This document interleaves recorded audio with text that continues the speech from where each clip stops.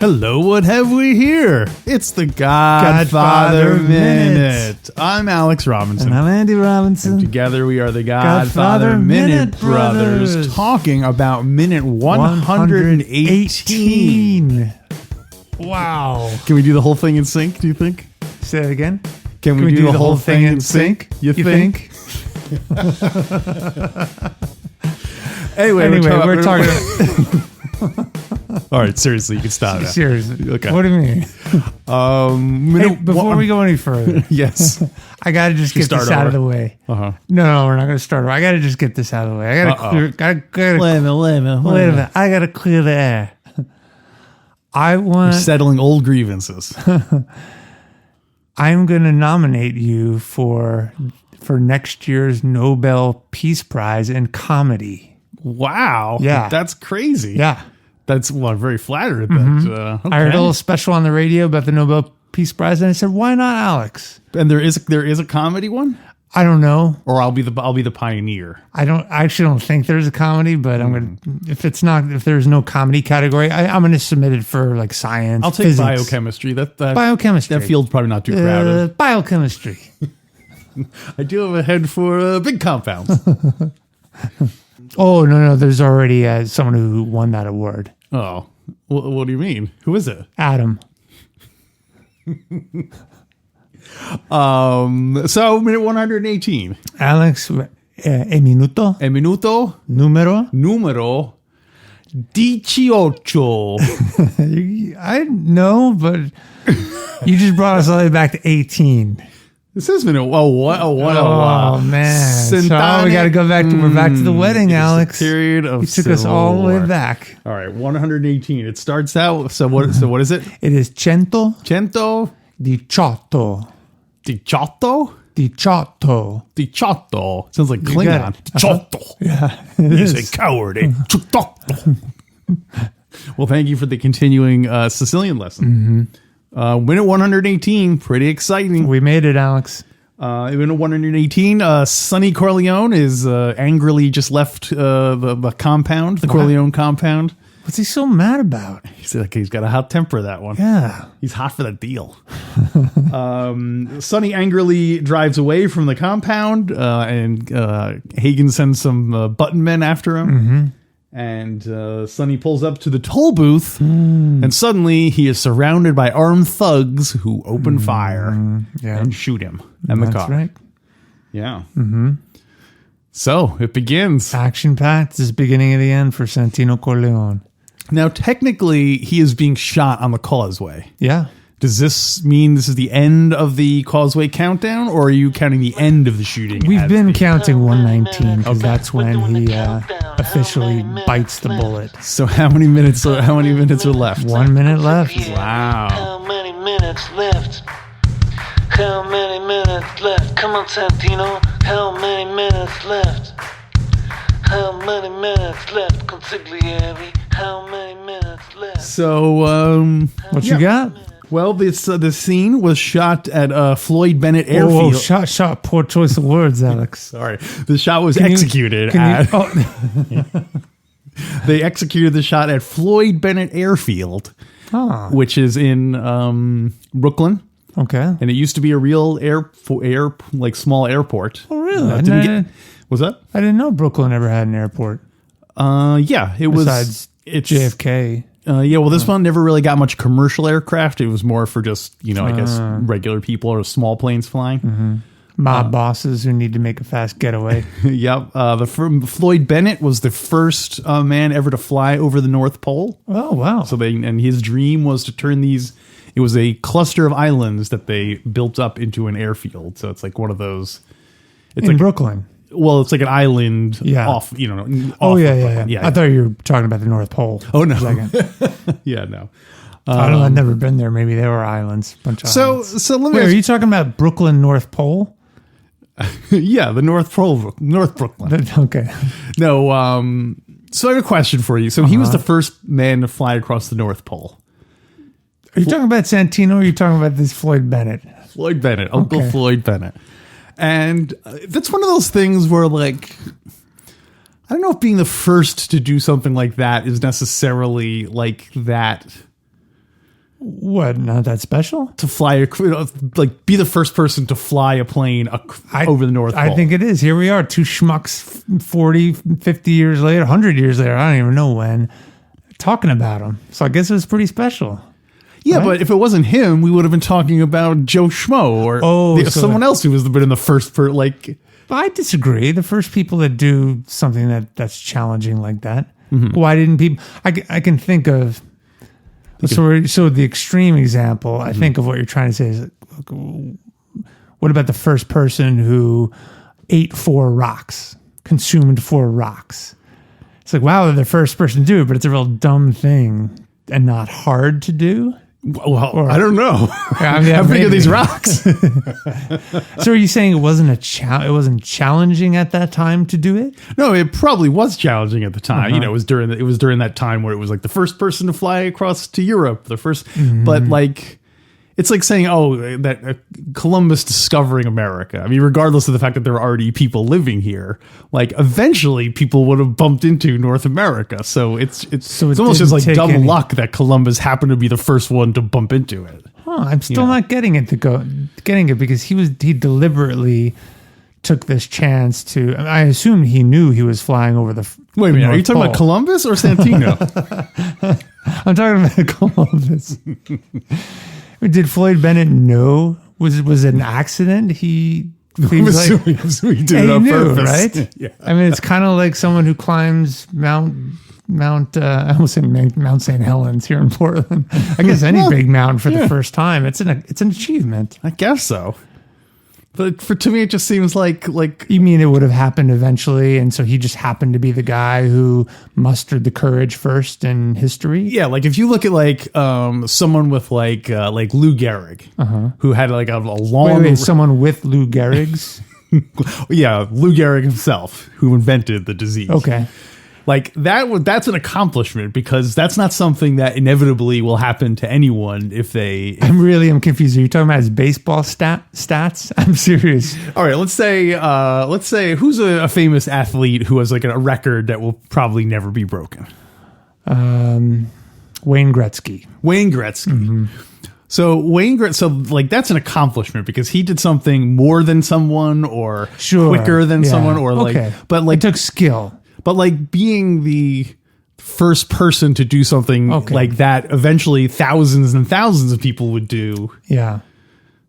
You know, I know it just doesn't seem as much of a thing. I see your point. But, you know, but I've never flown over anything. So I guess you have to look at the context. Columbus, I don't want to celebrate Columbus, but what a feat it was. Mm-hmm. And this Floyd Bennett flying over the North Pole, at that time, there was a reason no one had done it before. Yeah. Because it was a really bad idea. Well, anyway, that's all. That's it for minute 118, right? That's all I'll say about the fact that they named the airfield after him.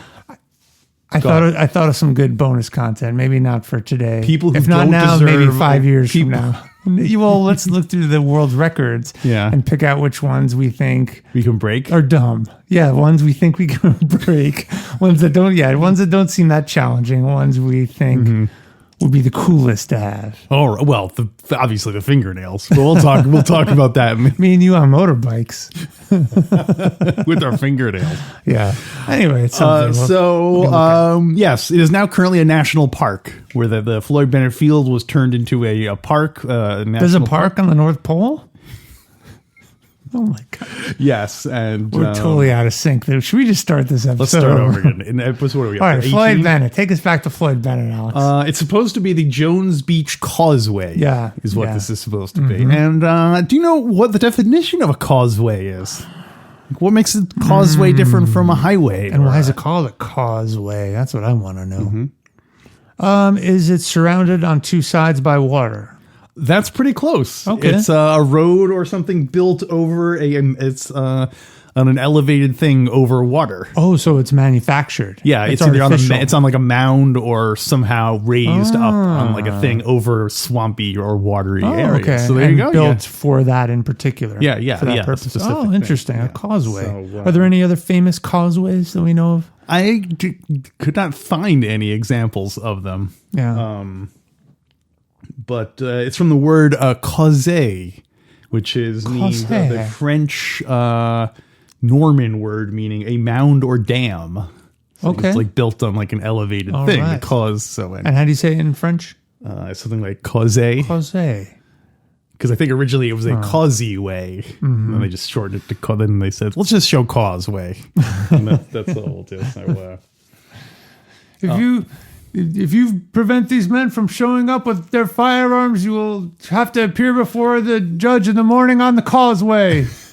I mean, you'll have to show way on the cause.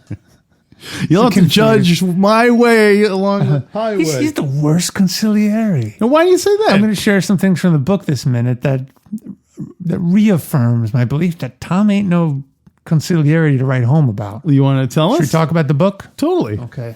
This is a really cool section in the book that Puzo writes about. He's such a bad consigliere. He's one of the guys shooting Sonny in the scene. He's in the toll booth at the time, and he's wasting time trying to find change. Okay, this section in the book is awesome.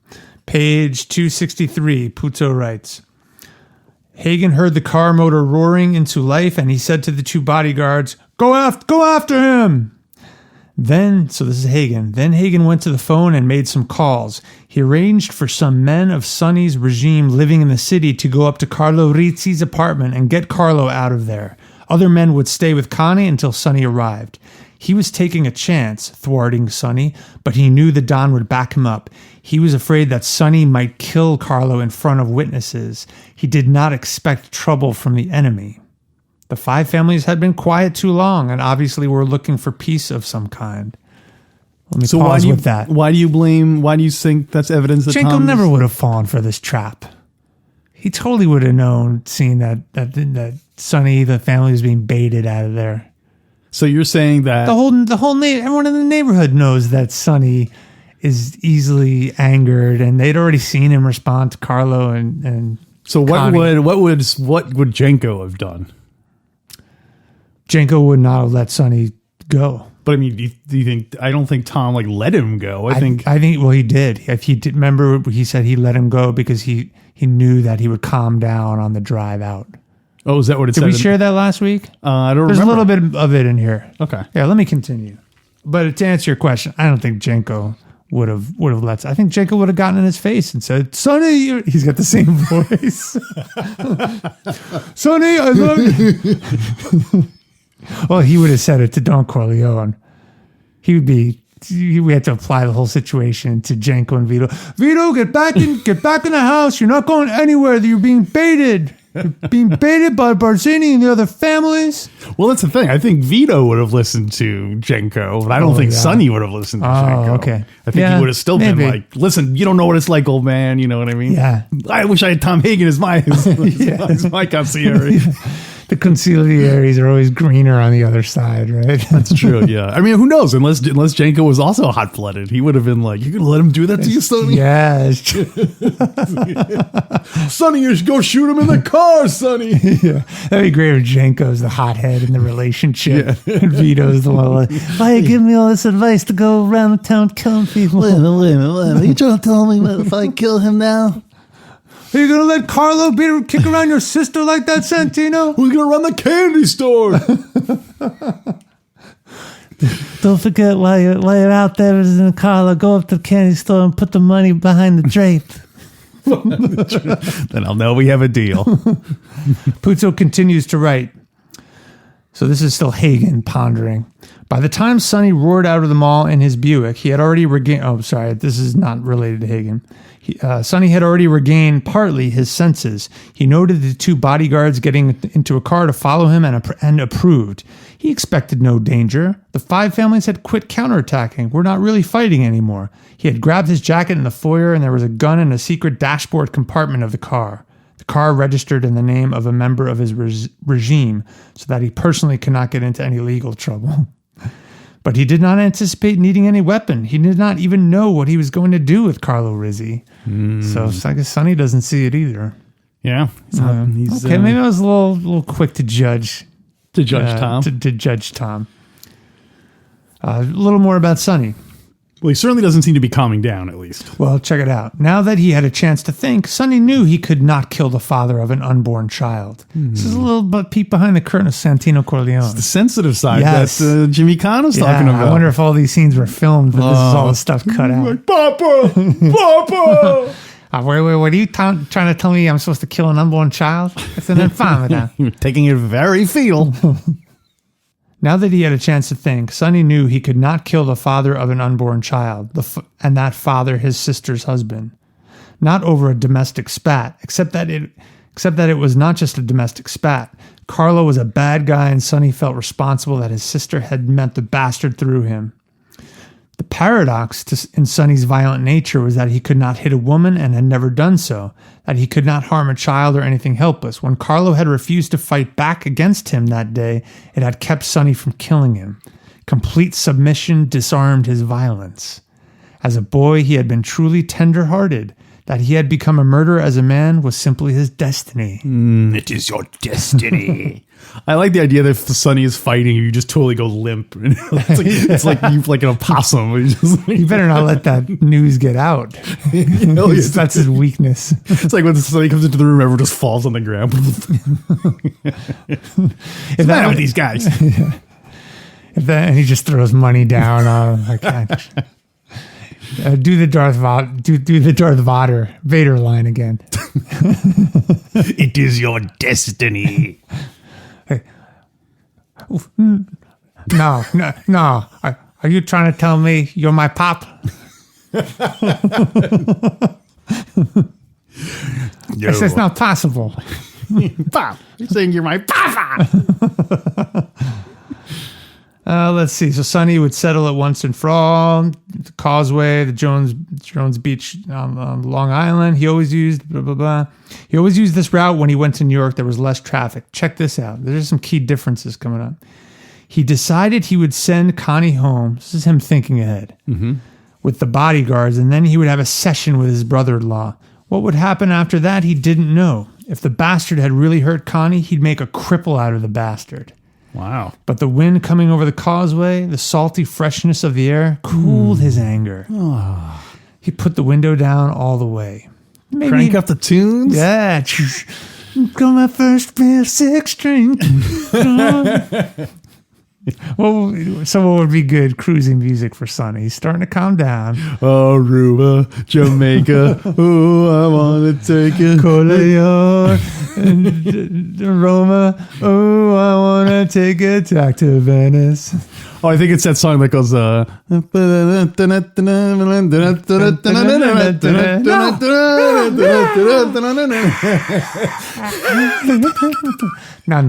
That was no Pop Goes the Weasel. We'll get there. Pop Goes the Weasel. So, yeah, is there any other information? Oh, hell yeah. Sonny had taken the Jones Beach Causeway as always because it was usually deserted this time of night. Night.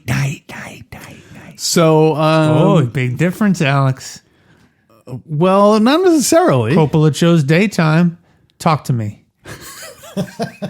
Well, one detail we were discussing this last week because we were saying Sonny she was preparing dinner for Carlos, so it has to be I at can't least. hear the baby's crying because What? I don't understand. Because it's twilight, which means it's right on the border between daytime and nighttime. So you can't. I don't know if the sun set yet. Remember we had a whole debate about whether it was night or daytime. Well, looking at this scene, there's a clock over the toll booth. Really? And to me, it looks like it's like 7:30. We can take a look at it during the break if you want to double check that. Of course, we don't know if the clock is working. You think it was appropriate? That was evening time on Long Island.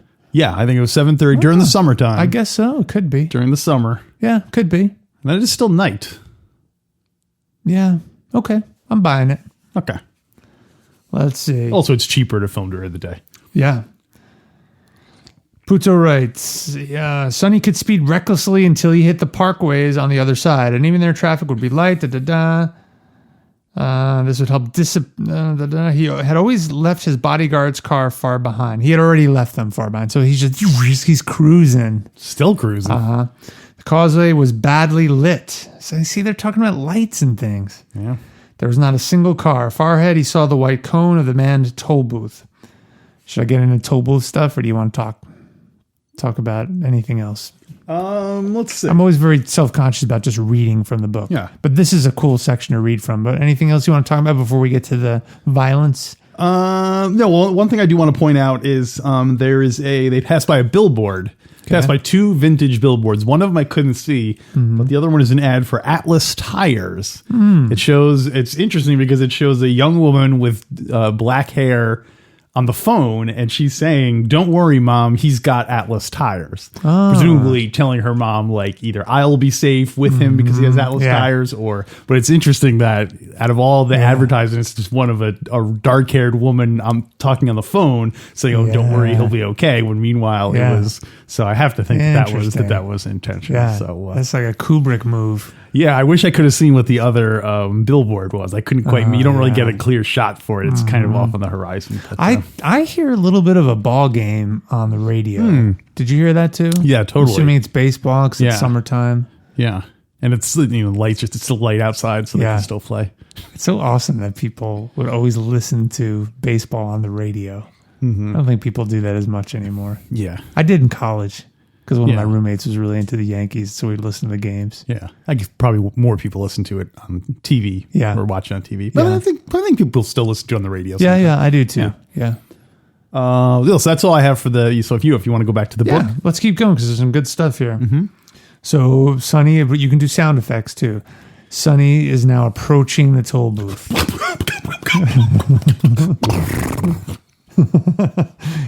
I didn't say he stalled. There were other toll booths beside it, but they were staffed only during the day for heavier traffic. Sonny started braking the Buick and at the same time searched his pockets for change. He had none. Ooh, son of a bitch! He reached for his wallet.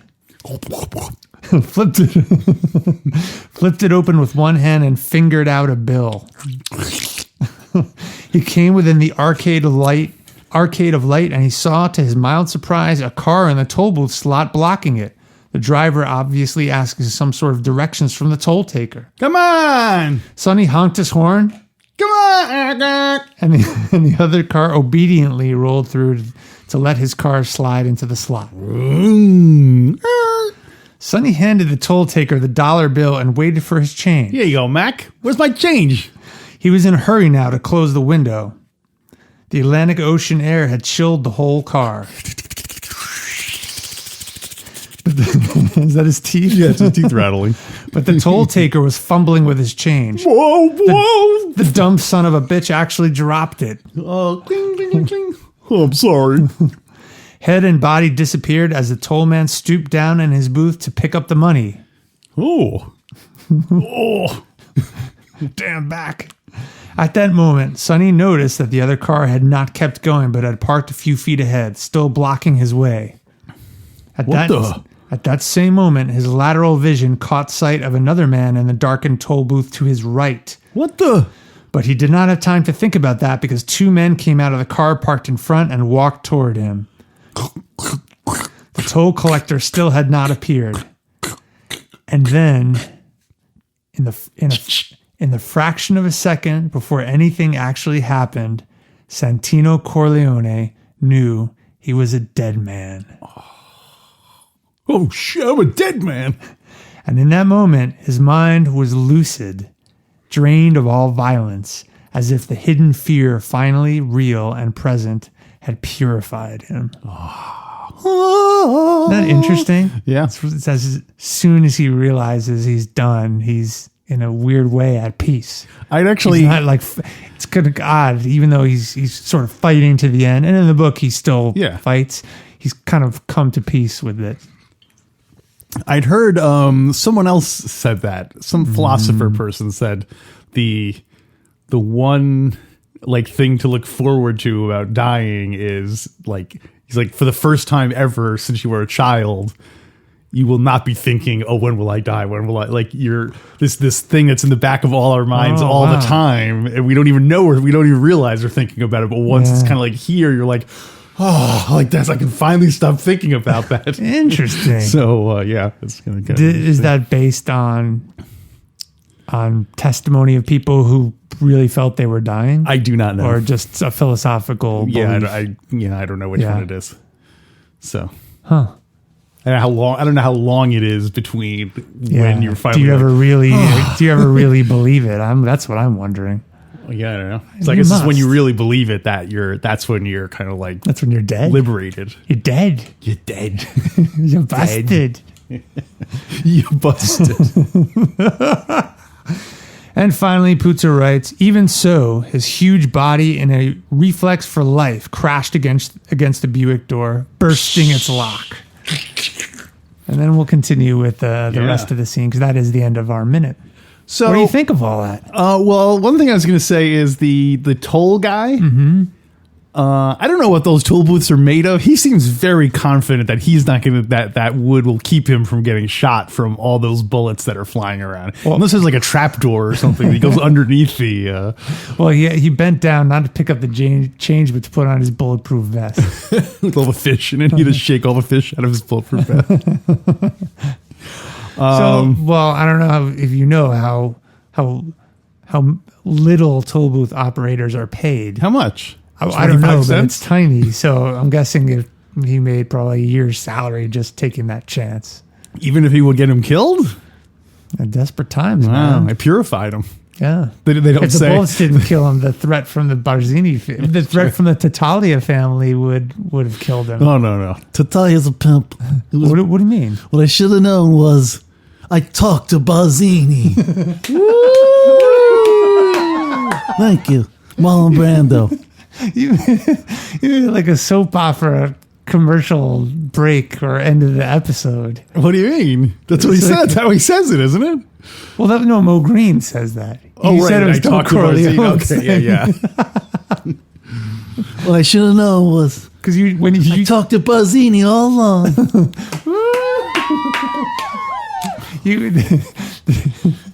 And our listeners don't know, but you turned to me in a real dramatic fashion when you delivered that line, which is what reminded me of the old soap operas. Right, yeah.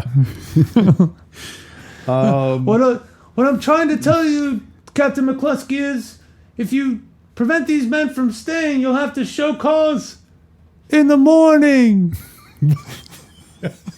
That's Tom's commercial break line. Yeah. Did you get it? Was that a good pause? I get it totally. Yeah. We probably should have switched the dialogue, right? Yeah, that one's a harder one to do. Yeah. Because it's not like a, Because the in the morning's not the suspenseful line. Yeah. That's not what. It's true. You have to show cause in the morning. Morning. Doing it for your father. Turns to the camera, for your father. Dun, dun, dun. To be continued. Or next week on The Godfather. Give us a K commercial break or episode K break. Commercial break? Yeah. What would be her line?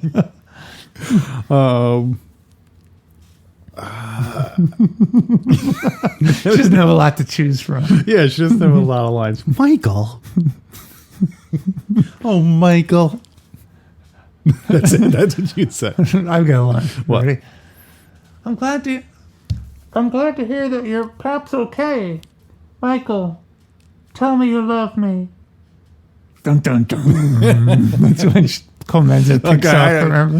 Okay, I got one. Now I was doing the effect when she's on the phone. Oh, I see. Here's one. Michael, would you like me better if I was a nun? Then he answers, no, I would like you better if you were a nun. Would you like me better if I look like Ingrid Bergman. Dun, dun, dun. That's what you pull off their mask. Should be Ingrid Bergman under the mask. All right, give me a Frankie Five Angels. Come on, this is great. We found some good stuff here. Okay. I think we already have one. They got me waiting in the lobby. And they say the gambling for last. So getting back to this minute before we use up all our there's a continuity error. What? Because one of the first things you see is the guys pop out of the car in the front and they start shooting, and immediately the windshield is the first thing that gets all shot out. Yeah, so. But then when they show Santino like going climbing out of the car, the windshield is totally continuity error. Continuity. You busted. You busted. Hopefully you busted. I'm gonna have to come up with a sound effect for continuity error. It's such a deep cut sound effect. We have overdub alert. Yeah, that's true. Yeah. And there are some. We have already had some continuity errors. So I think you should do it. Yeah. Okay. So what should the sound effect be? It should mimic maybe the song. Maybe it should start off in one beat, and then like at a certain point, it just changes to a totally different Excellent. type of song or different singer or something. It's out of sync. It's all overdub with a different singer. So the other thing I think is funny is that Sonny doesn't go out his door. He climbs all the way across to the passenger seat door and gets out of the passenger seat car. Yeah. Why? I mean, maybe is he too close to that? Is he too close to the, like, if he tried to get out of his door, is he too close to the toll thing where, he wouldn't be able to open the door, bump up against maybe. the toll things? That's why he has to. Yeah, and then he's kind of trapped in that little area. Well, do you think that would be good? Because he could duck down behind, go in the little toll booth where the other guy is. Yeah, get his sidearm hit me if that guy's armed. Oh, well, so this is a little bit of a spoiler. So in next minute we'll see, but the toll booth operator he's a phony toll booth operator. What do you mean? I just remember that. He's not genuine? I read ahead. Well, he's not a real toll booth operator that they paid off. He's someone working for one of the other families. So there's no officials for the toll collection. At least that guy. Well, we have to assume none of them. Yeah. Because I think it's the only toll booth operator. Yeah. It's funny that they had him still look like a toll guy. They should have had him be like some big giant Italian guy, obviously like a thug who's like it's like Grazzi is the toll. Santino's 25 cents, please. How much is the toll? He's like, the toll. Sonny Corleone. The toll is 25 cents to get on the toll. Well, how do you know my name? Sonny Corleone. He's reading something he wrote off his hand. I'm supposed to say that the toll is 10 cents if you look anything like Santino Corleone. Corleone, when you pull up, I'm supposed to shoot you. Yeah, so it was a phony toll booth guy. Yep. Yeah, but I still think, because I think crawling across to the passenger seat is hard even under the best of circumstances, but also cars back then probably had a different layout. Like nowadays, you have to like climb over that little divider that where you put all your change and stuff. Emergency brake, the USB chargers. Back then, they didn't even have like seat belts or anything. No, it was probably just one big bench seat. It's probably easy. So my only theory to answer your question, why did he go out the passenger side, is because maybe when the bullets started riddling, he instinctually laid down on the seat. So he's already sort of pointed that way. Oh, okay. And so he just sort of kept moving that same way. Oh, that's a good idea. Maybe. I like it. Yeah.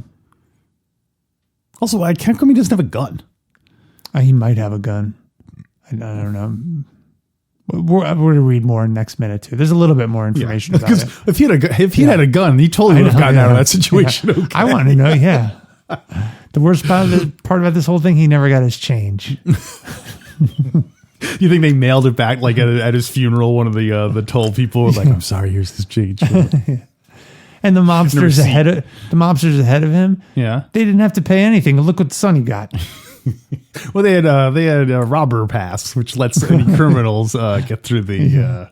Did you currently have a toll reader of any kind? No, I did when I was in New York, but now I don't. No.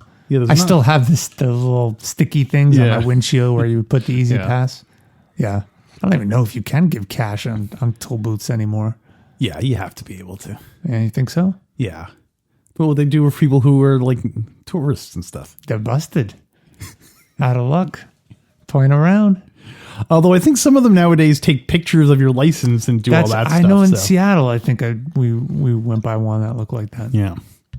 Do you think you could, or mobsters could pull off a hit like this nowadays, Alex? This old toll booth ruse? It would seem very difficult. Yeah. Because, well, I don't know. If it's a toll booth where there's not a lot of action. I mean, every toll booth I usually go through, there's usually like 10 booths and lanes and stuff like that. But if it's just, I've also been in toll situations where it's literally just like one thing. So I guess if you could pay off that one guy. If it's in a remote area, because you have to be able to get away too. And toll booths, I'm guessing, are all filmed nowadays too. Yeah, that's true. So you have to be able to get away. Do you wonder if they're bulletproof now? We'll ask. We'll answer. Our toll booths. There's no way they can be bulletproof because that's pretty expensive. Yeah.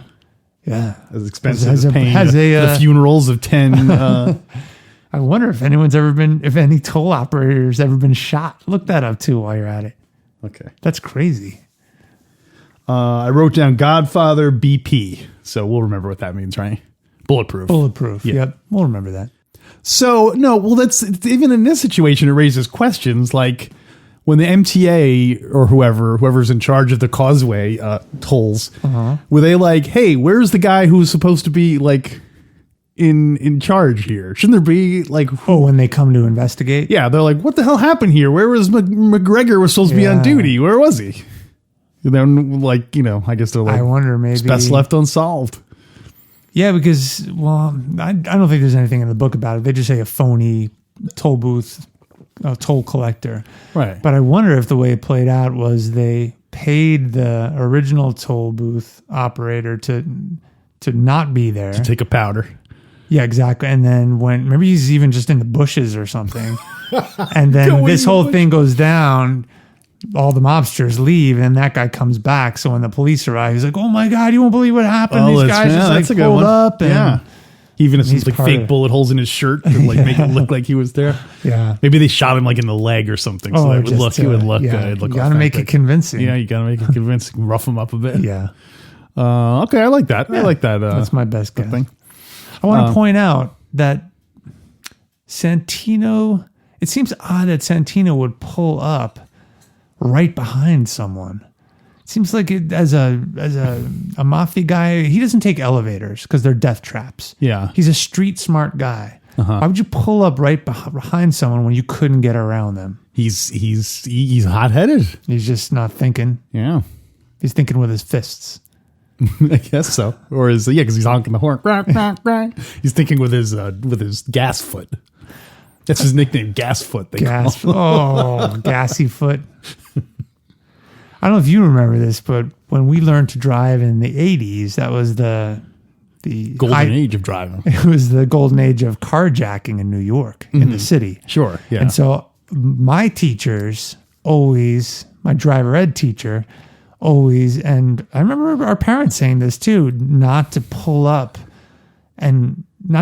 directly behind someone where you couldn't pull ahead of them. So still to this day, whenever I am stopped behind a car, I'm never right up against them. I always leave a little bit of a space. How big of a space? Just a couple feet, but enough to pull the car around the car in front of me if I ever had to drive away. Not that I think I'm going to get carjacked. But that seems like it would require way more space than just a little bit of space. No, you really don't need that much. Yeah, like if you were in a toll situation. Yeah, I mean, if you're in a line of traffic in a toll, then I'm going to make a note of this when we drive somewhere together that you totally hang back because you're worried about getting shot on the causeway. It's really interesting. Well, and then another reason too is there was one time I was driving in the city, and there was a red light, and there was a car at that light, and I was behind that car, and I did my typical good 3 to 5 feet space in between them and me, which is really not much between cars. And this jerk just started slowly backing up Yeah. They were at a red light, one-way street, backing up. And so I just started honking. I was laying on the horn, slowly backing up. I'm thinking, how do they not see me and hear my horn? But boom, they bump into me and kind of crush my front hood. Jerk. Wow. Stupid jerk. Well, so wait, was this a intentional thing? No, it was an accident. Right. The person claimed they didn't see me back there. Yeah. I don't remember why they were backing up. Maybe they were looking for a parking spot or something. Or maybe they were backing up because they were too close to the person in front of them. Oh, it was a chain reaction. No, there was no one in front of them. You're a human centipede in that. Yeah.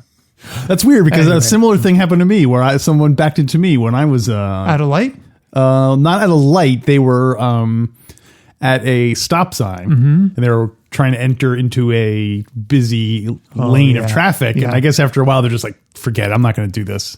I'm going to go a different way or something. And they just started backing up. And I was just like, whoa. And then they were like, the guy was like a rental car or something. Oh, bummer. But anyway, yeah. So that was although it was funny because I remember someone told me once that if the front of your car hits the back of someone else's car, it is automatically your fault. That's not true. Because that's what I remember saying. Like, well, so what happens if someone just like backs up into you? That like it's your responsibility to see them coming and back up more. That's not true. They're breaking a law. You know what else I Moving heard? violation. If your roommate in college commits suicide, you get an A+ for Is that true? for the semester. Yeah. Oh my gosh. That's totally true. Wow. So. What happens if your brother dies while you're podcasting? Is there any bonus? For your benefit. Okay. Yeah, I guess that means I would get all that Patreon money that people get from going to godfatherminute.com/support. Would you carry on the podcast? How many episodes would you be able to do without me? Well, I'd have to have I'd have to bring in George Hamilton to replace you as the in the role. I couldn't because I don't know how to do any of the technical stuff. So I wonder if one I never of us, had the head for big deals. If God forbid one of us were shot at a toll booth, Godfather forbid. How would the other continue on? Would we, for example, if we lost you in a freak accident, I'm talking, nothing planned. Wait, we get shot at the toll booth. You get shot at the toll booth, right? Mm-hmm. Would I at least finish up GF1? Maybe bring in maybe the original actors and people involved in the making of the movie would be sympathetic to my cause to finish it up, and they might. I could get guests in. They might. Well, who would you want to replace me? Who would I want to replace you from the original cast? Oh, it has to be a cast member. Why not? Oh, I guess Paulie. Why not? No, Paulie. Paulie? Yeah. You can't get Paulie. Why? You won't see him no more. Okay. Well, obviously, Mrs. Clemenza is probably as soon as she's still alive, they'll say Mrs. Clemenza. Oh, she'd be the worst. She's quick-witted, though. She'd be the worst. Go ahead. I'm going to be Miss Clemenza. And I'll be you? And you're I'm me? No, you're you. Okay. I was shot at the toll booth, and I'm Miss Clemenza filling it. Okay. So, Mrs. Clemenza... Don't forget to give them the summary. Okay, that's good. I'll do that. So in this minute, we... Don't forget to pronounce the minute number in Sicilian. So you're saying she just constantly reminding me of stuff not to forget. That's her weakness as a podcasting host. Yeah. That's her entire contribution. She's reminding you things. Maybe for bonus content, we should talk about what podcasts the Godfather people would do, like who they would host or who would co-host it with them or whatever. I'm gonna write that down. And by the way, I looked back at some old episodes, when I was editing old episodes, I found some other bonus content topics. Oh, okay, good. All right, so anything else for this minute? No, I have some details about the technical aspects of the shooting, but we'll save that for next week. All right then. So we got bonus content we're going to do. We're also going to find out about bulletproof toll booths. Don't forget to rate it. Bulletproof toll booths. Don't forget to rate this minute. Oh, that's right. So you do need a Mrs. Clemenza. I do need a Mrs. Clemenza in my life.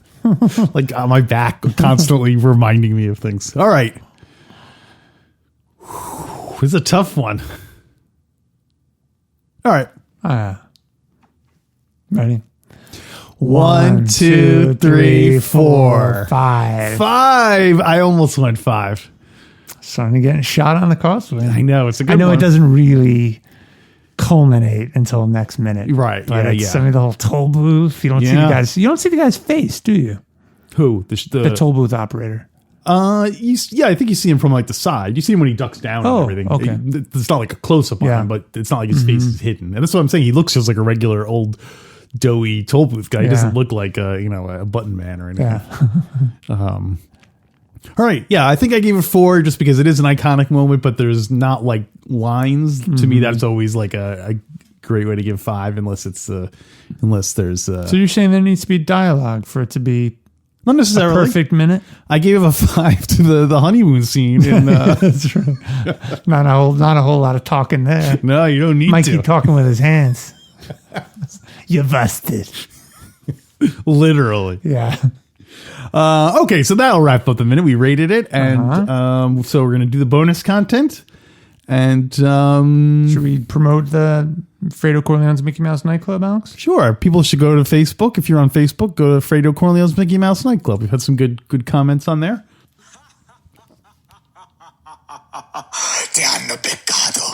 All right. Thank you, Tony Consiglio, for showing up there at the last minute. And until then, there will be no acts of vengeance.